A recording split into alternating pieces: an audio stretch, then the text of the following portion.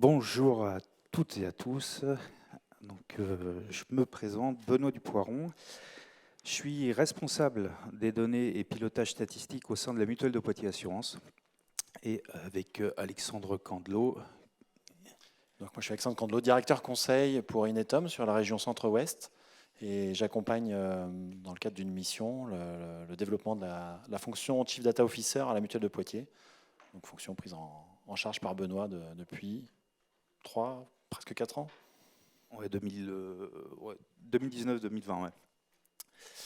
Donc on va faire un petit retour d'expérience sur la mise en place de ce poste. Une petite présentation, la Mutuelle de Poitiers Assurance.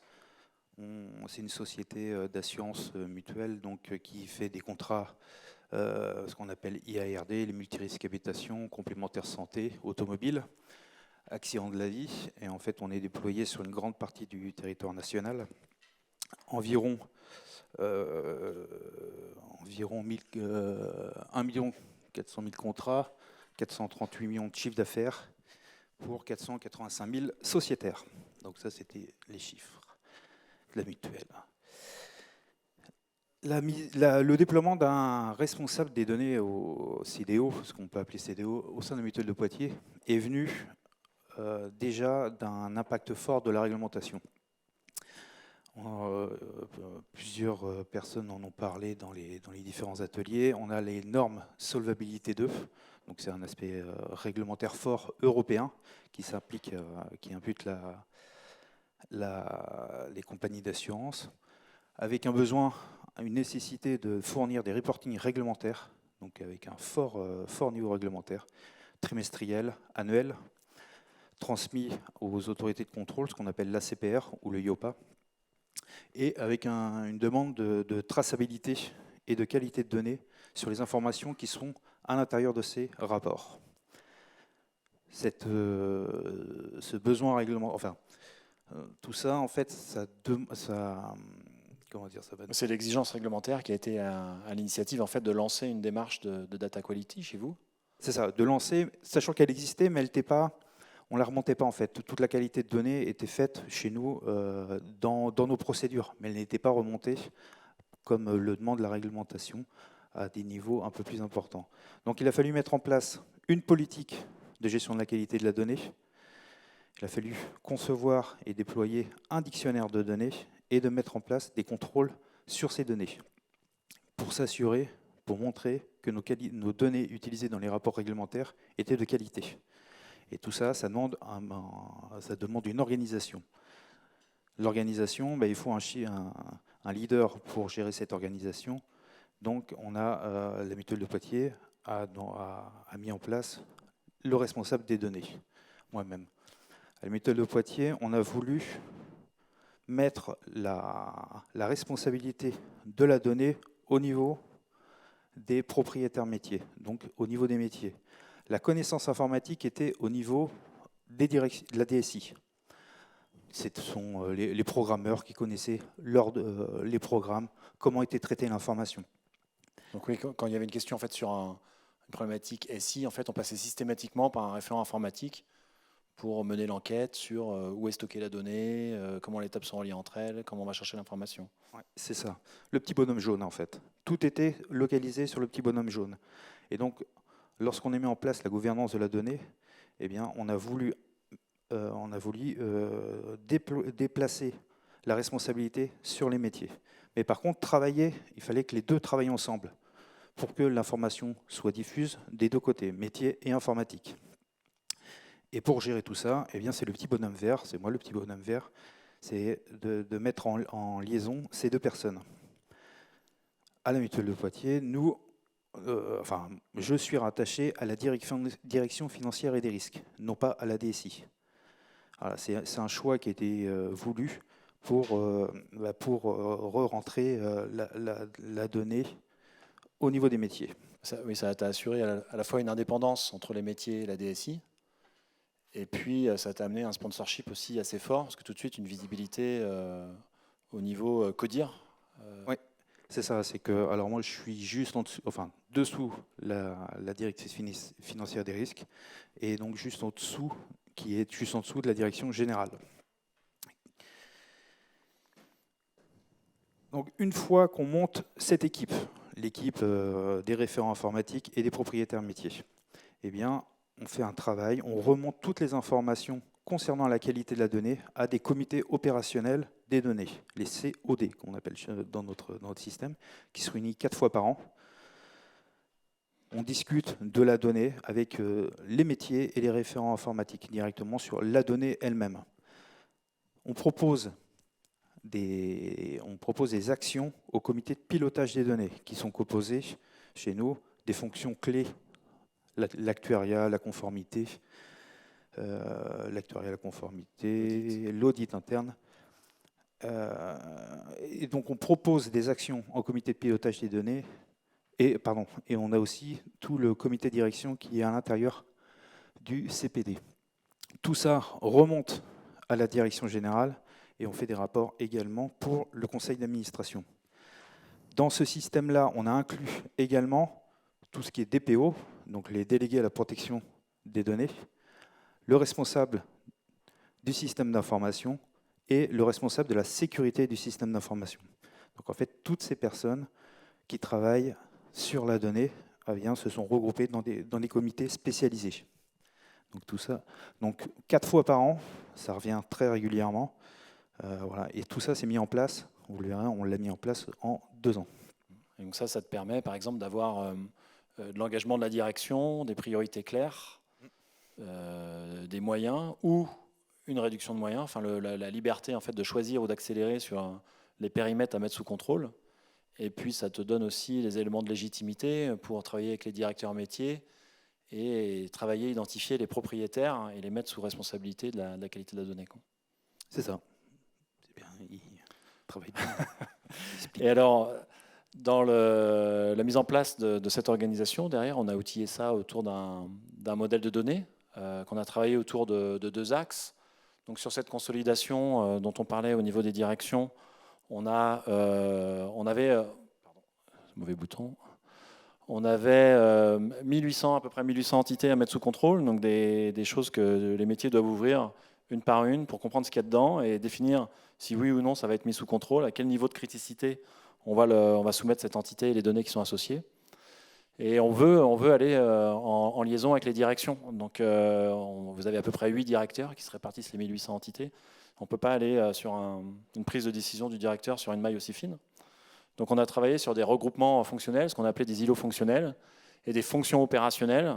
On va avoir par exemple, je ne sais pas, un rôle de représentant de la qualité sur les sinistres, par exemple, qui va récupérer tous les îlots fonctionnels associés aux sinistres, qui va récupérer toutes les entités qui sont associées à ces informations-là. Et donc le directeur va nommer et donner les moyens pour avoir le représentant propriétaire métier qui va pouvoir descendre sur cet axe et être associé au référent informatique qui existait précédemment. Cette démarche de qualité, donc à travers les îlots, là, on l'a travaillé aussi en lien avec le contrôle interne, parce qu'en fait, il existe déjà dans l'organisation, de fait, des organes qui sont là sur la régulation en fait, des fonctionnements de l'entreprise, la mise sous contrôle des processus, la mise sous contrôle de contrôles opérationnels qui peuvent être vérifiés par le contrôle ou l'audit interne. Donc on s'est appuyé aussi sur le contrôle interne et les processus qui étaient définis dans l'entreprise pour identifier un lien entre les îlots fonctionnels et les processus, qui nous a aidé aussi à découper les îlots par rapport aux processus opérationnels. Et bon, elle est très petite ici, mais d'avoir un slide un peu tour de contrôle, dans lequel on voit par direction les processus opérationnels sur lesquels les directeurs sont responsables et les îlots fonctionnels dont les processus sont à l'initiative, parce qu'une donnée fonctionnelle peut se balader dans plusieurs processus. Mais on va relier la donnée en fait, au processus qui en est à l'initiative, à la création des premiers enregistrements. On va avoir donc la possibilité de donner une carte tête haute qui va nous permettre aussi de définir les arbitrages entre les directeurs, dire ah non, ça c'est pas à moi, ok, c'est à qui, on le passe à l'autre, et puis de faire remonter les problèmes aussi, ou de voir les projets d'entreprise qui vont impacter en fait, les différents îlots. On le verra tout à l'heure, vous êtes en train de créer une filiale, et bien on va pouvoir travailler avec les directeurs pour dire quels sont les îlots qui vont être impactés par cette nouvelle filiale. Donc ça, c'est l'axe qui va donner de la visibilité et de l'existence à la qualité de la donnée au niveau directeur. Et puis après, on a un axe plus opérationnel où sur les entités, en fait, on va travailler les niveaux de criticité et puis les contrôles qualité des données qu'on va mettre champ par champ, qui vont nous permettre de sortir des analyses de données, c'est trimestriellement, vous les faites tourner? Oui, on fait des contrôles trimestriels sur les tableaux de bord QDD. Et puis vous les faites à la demande aussi? Et on les fait à la demande si besoin. Je reviens juste sur l'aspect dictionnaire de données. En fait, 1800 entités, c'est énorme. Ça fait je ne sais pas combien de données, de champs. C'est un travail qui est phénoménal. Donc, en fait, on a planifié sur plusieurs années en fait, la description de tous les champs. L'idée, c'est vraiment de regarder, on a un champ qui s'appelle ID, eh bien, on va lui donner une définition. Donc ça, sur chaque table. C'est un travail qui est minutieux, mais au fur et à mesure du temps, on s'est aperçu que les informaticiens étaient partis à la retraite, des tables qui tournaient, qui n'étaient plus du tout alimentées, qu'est-ce qu'on en fait? Est-ce qu'il faut les supprimer ou pas? Est-ce qu'elles bougent? Donc là, on a un énorme travail à faire de référencement. Cet axe vertical nous aide à trier, déjà à faire les premiers tris de ce qu'on va regarder en premier, détecter les endroits suspects et prioritaires, et d'avancer comme ça dans la planification et le lotissement en fait, des entités qui vont être mises sous contrôle dans le dictionnaire. Et là-dessus, on a rajouté, au fur et à mesure que la réglementation avançait, tout ce qui est données RGPD. Voilà, identifier les données RGPD, identifier les données qui sont faites dans les traitements LCBFT. On est assujetti aussi à beaucoup de traitements pour la lutte contre le blanchiment et le financement du terrorisme. Donc en fait, on a le dictionnaire au tout début qui était fait simplement pour décrire la donnée, et bien on lui a donné un aspect production, je vais appeler ça, pour des traitements qui sont derrière, en fait, des traitements d'anonymisation des données. Donc on se base du dictionnaire de données. Donc le dictionnaire prend un rôle clé dans la maîtrise de l'information de l'entreprise. Il faut savoir, par exemple, sur le SCBFT, l'entreprise a un devoir de résultat et pas de moyens sur la détection des profils suspects. Donc le dictionnaire revêt un caractère de tour de contrôle critique sur le respect des différents axes réglementaires. Et donc après, par rapport aux tableaux de bord qui vont être mis en place, après, d'un point de vue opérationnel, on va continuer derrière à dérouler des plans de gestion d'anomalies, plans d'action, résolution, remise en conformité des incidents qu'on peut détecter. Et tout ça développé en interne en fait. On n'a pas acheté d'applicatif qui nous permet de gérer ça. On a développé notre système. Alors dans le temps, comment c'est tu veux peut-être la zapette en fait, Ouais, non, c'est bon. Non, ça va. Donc le projet s'est mis en place sur plusieurs années. Donc sur plusieurs années. 2019. Donc on a les exigences réglementaires qui arrivent véritablement, la mise en place d'un dictionnaire en version V1, avec une politique de gestion de la qualité de la donnée qui est écrite au sein de la mutuelle. Et on fait les premiers comités annuels. On avait une périodicité annuelle. 2020, montée en puissance, la nomination donc moi-même d'un responsable des données, mais pas à temps complet. Voilà, c'est une attribution en plus. Alexandre qui m'accompagne pendant 10 jours. 10 jours par an, en fait, on a un budget d'accompagnement. C'est le cadrage méthodologique, c'est quand même quelque chose d'assez long cours, mais pas d'une intensité ultra forte. Donc on a régulé un accompagnement annuel sur une dizaine de jours. Oui, dizaine de jours. En 2020, c'était début 2020. Juste après, il y a eu le Covid. On s'est adapté un petit peu. On s'est adapté, comme tout le monde. Alors là, on a défini une feuille de route. Où est-ce qu'on allait aller? On a mis en place les premiers contrôles qualité de données et on a fait, ce que disait Alexandre tout à l'heure, le lien avec le contrôle interne pour monter notre système.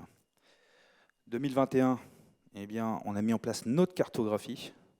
On a défini d'abord nos îlots et les fonctions, donc c'est-à-dire d'aller chercher qui est responsable de quoi dans les différentes directions. Donc demander au directeur de donner des noms, en fait, donner des noms, des fonctions qui porteront la responsabilité de la qualité de la donnée.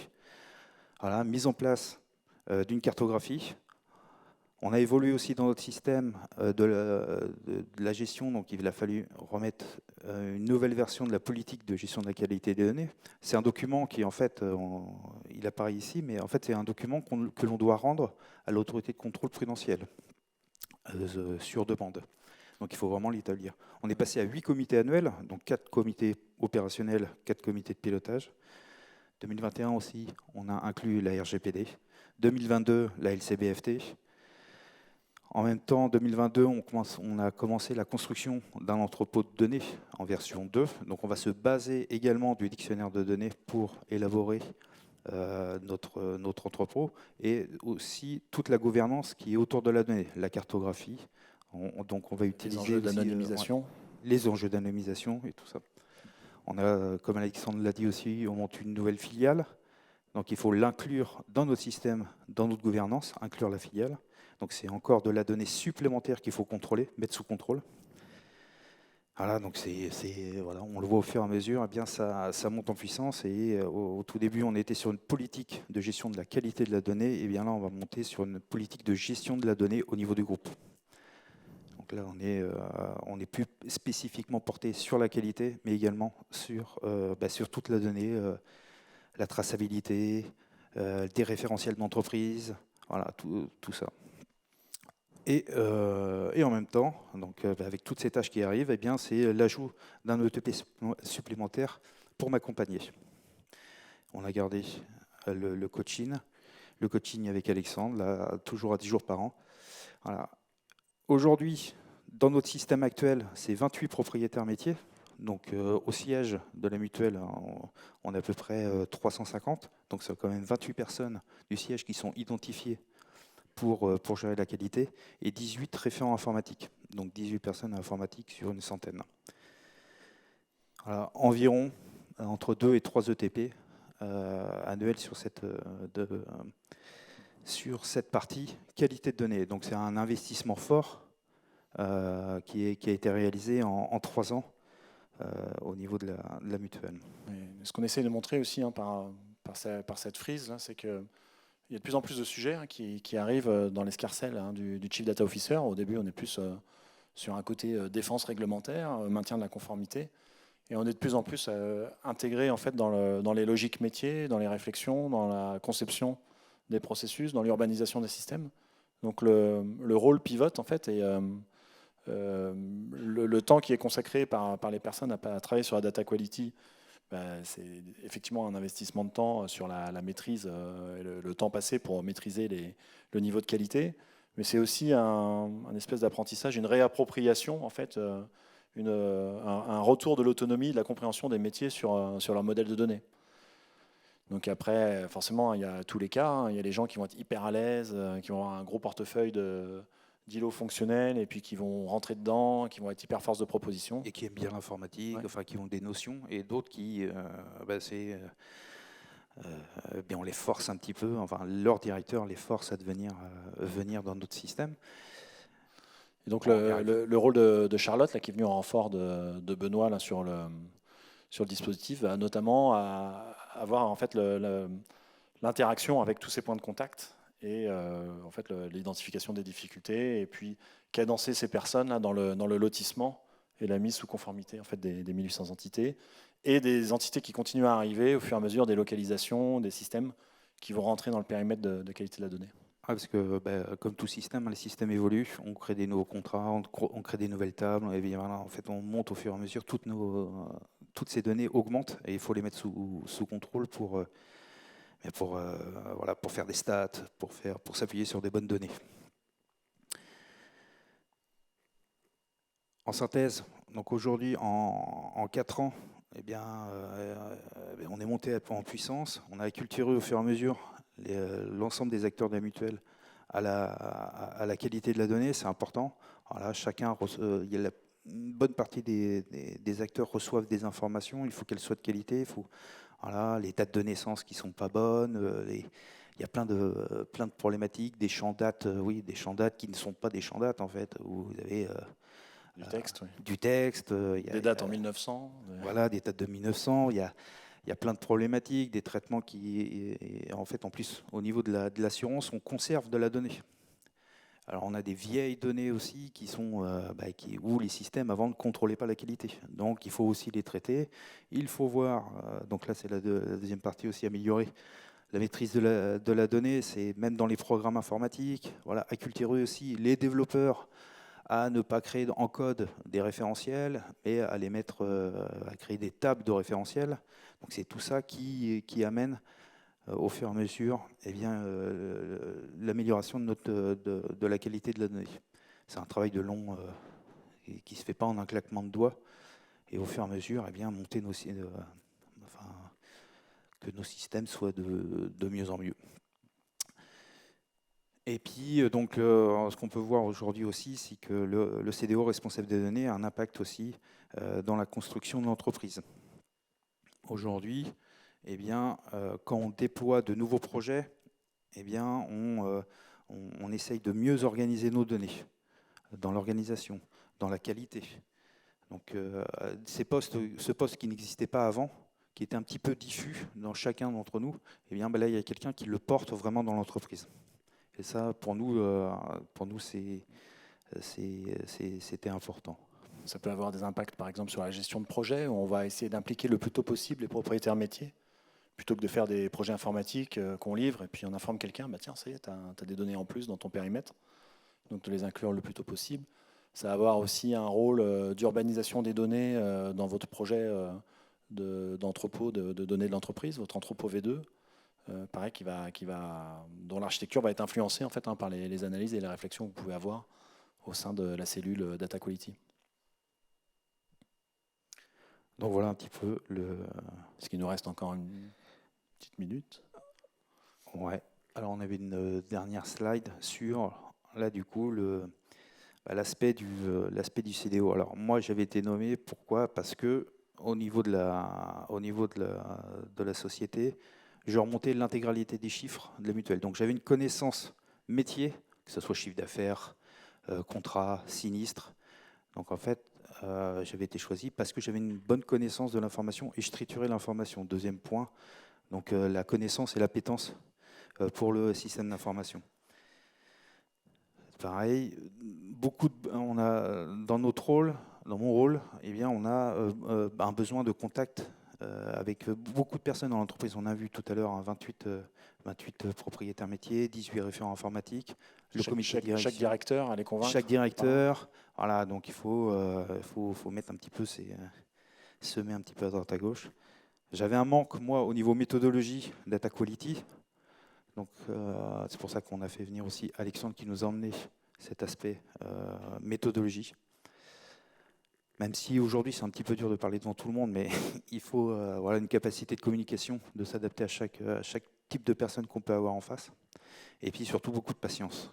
Patience parce que tout n'arrive pas.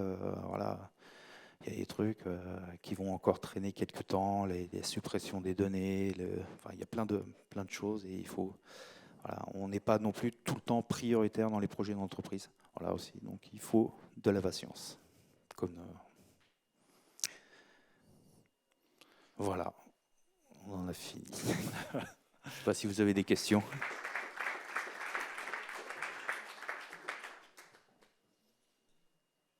Alors effectivement, est-ce que vous avez des questions? Bonjour, merci pour la présentation. Moi j'avais une question, je crois que c'était sur le schéma de la slide 7. Est-ce qu'il y avait un lien finalement entre l'initiative dictionnaire et la mise sous pilotage de la qualité des données à droite? En fait, le dictionnaire qui est là, en fait, va être l'élément de définition sur lequel on va baser les contrôles techniques, qui va piloter en fait l'exécution des contrôles, qui vont donner lieu aux tableaux de bord qui sont trimestriels. Donc ça, c'est chaîné par les processus, animé par Benoît et Charlotte, qui va maintenir la diffusion en fait de cette information. Par rapport aux tableaux de bord, en fait, à l'intérieur des tableaux de bord, on va détecter soit des anomalies, des changements brutaux de data quality, soit des chantiers qu'on a envie de travailler. Par exemple, dans le cadre de la SCBFT, on va mettre l'accent sur le nettoyage des informations sociétaires. Et puis ça va donner lieu après à de la gestion d'anomalies dans des outils de ticketing qui vont être animés avec les métiers dans des plans d'action et des plans de résolution. Ça répond à votre point? Ouais. Et c'est toute cette gestion des anomalies, plan d'action suit tout autre traitement informatique, enfin toute problématique informatique. Ça suit des projets. Ouais, on a vraiment cherché à pas créer une data quality à part. Ouais, avec un système propre à elle, on a réintégré toute notre démarche dans les systèmes existants pour éviter, pour que. Je pense qu'il faut tirer profit de cette énergie parce que tu n'as pas non plus un budget de temps. On le voyait là dans les charges que tu annonçais. Toi, au départ, c'était un mi-temps. Donc, il faut utiliser l'énergie d'entreprise qui est disponible pour ces outils de contrôle et s'intégrer au mieux, en fait.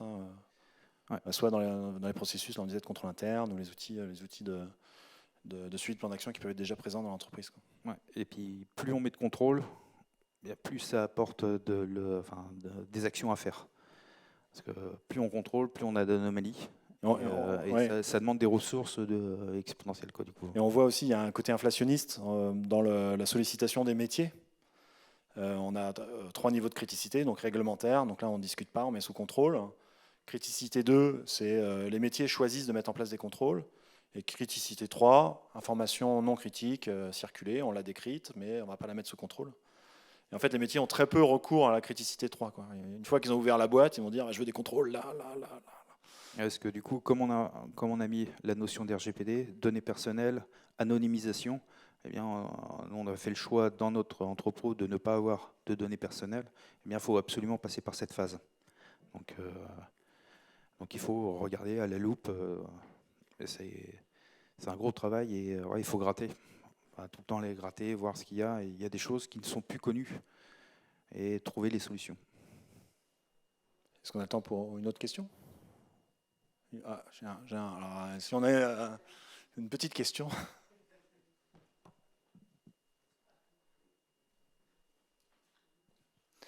Bonjour, merci pour la présentation.